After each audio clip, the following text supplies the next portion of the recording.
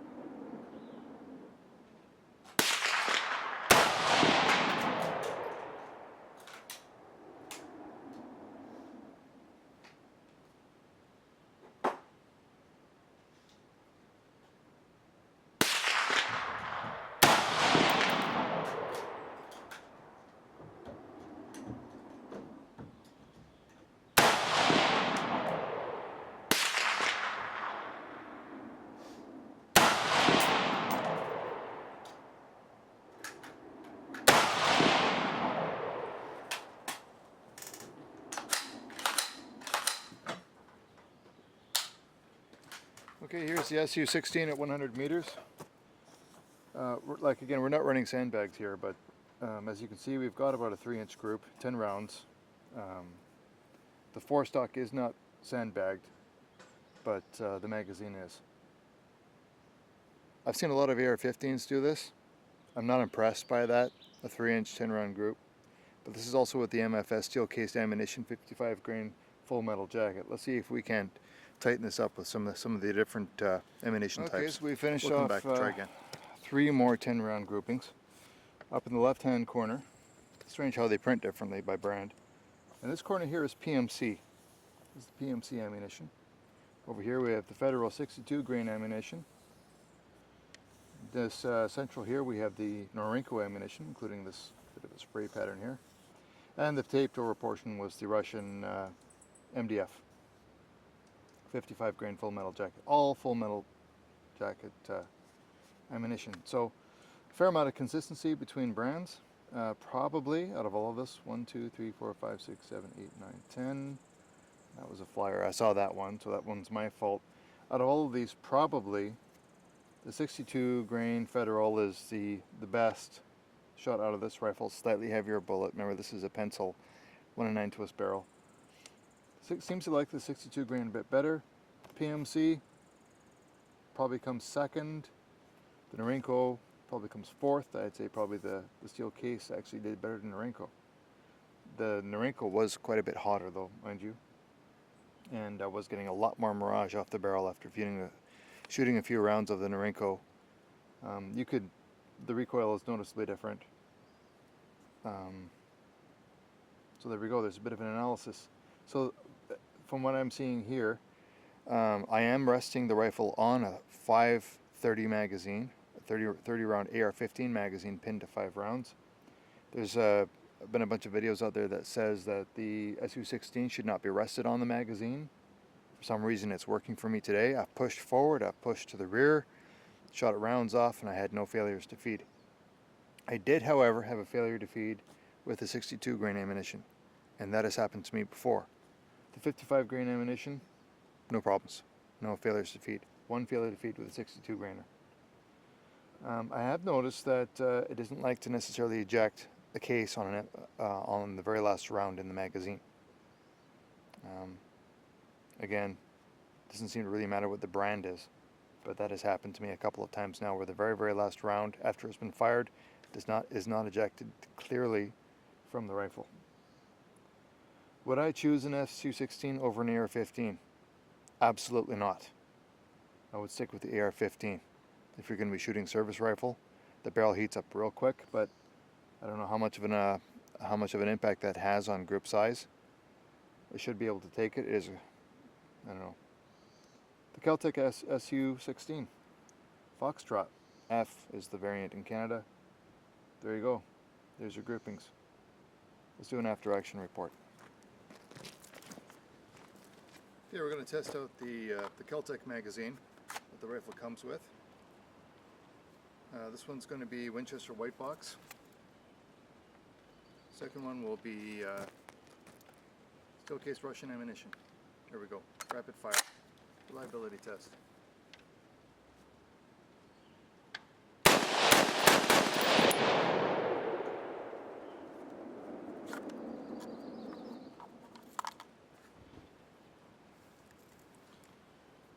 It was only a 4-round magazine.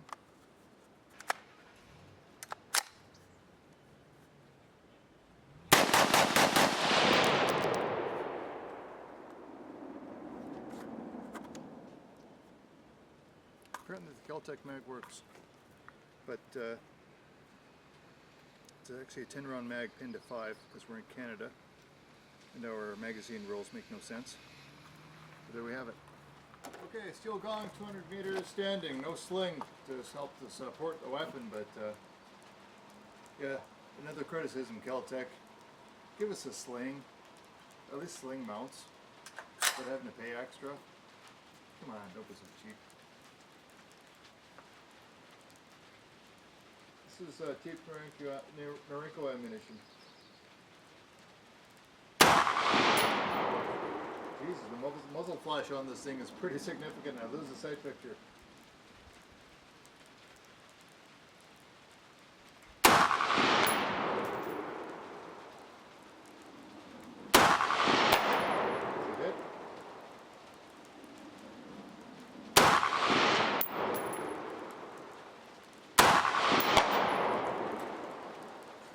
2 out of 5.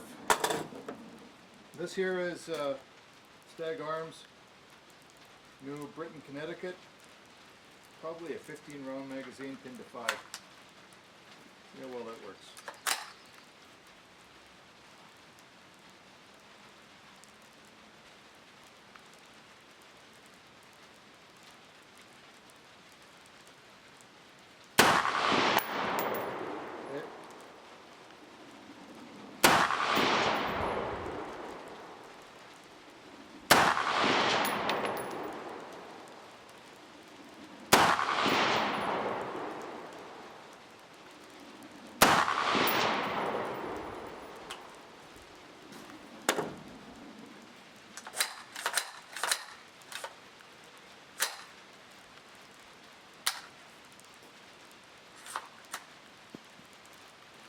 Keltec SU16F variant in Canada.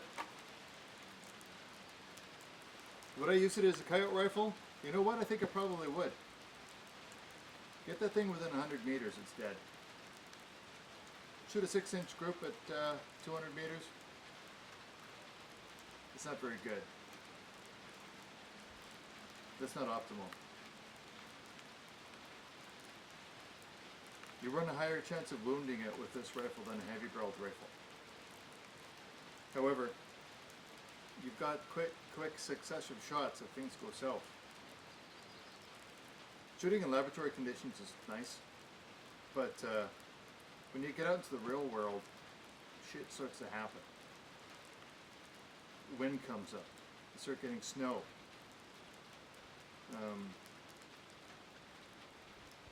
The rifle gets fouled. Maybe a semi-auto like this isn't such a bad idea. Heavy barreled rifle or not, sometimes the first shot doesn't do the job, depending on your conditions. Maybe there's something about these Kel-Tecs. Personally, as a service rifle platform option, I'm not convinced. I think I'd rather stick with an AR-15. However, it did seem to shoot all of the various ammunition types fairly consistently. I don't like the ejection problems though. Not ejecting on the last round. Stove piping with the federal ammunition. I don't know why. It just 1 in every 10 rounds it seems to do it. I don't like that. It's not as reliable as I think the other people are saying. And it's certainly not an accurate rifle.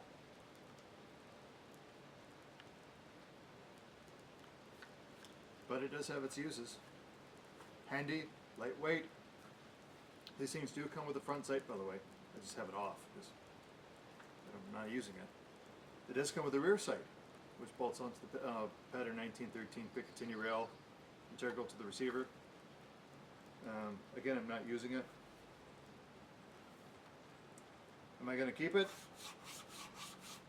Unknown at this point in time, whether I'm going to keep this rifle or not. It does overlap with other platforms that kind of cover off the same purpose or use, so maybe not. But if I didn't have those other rifles already covering off this platform or these spectrum of uses that this one would fill, you know what? I probably would. Overall, I'd say I'd give it a passing grade. It's a fun rifle to shoot. This might be a great combination rifle for 3 gun matches. Heck, why not?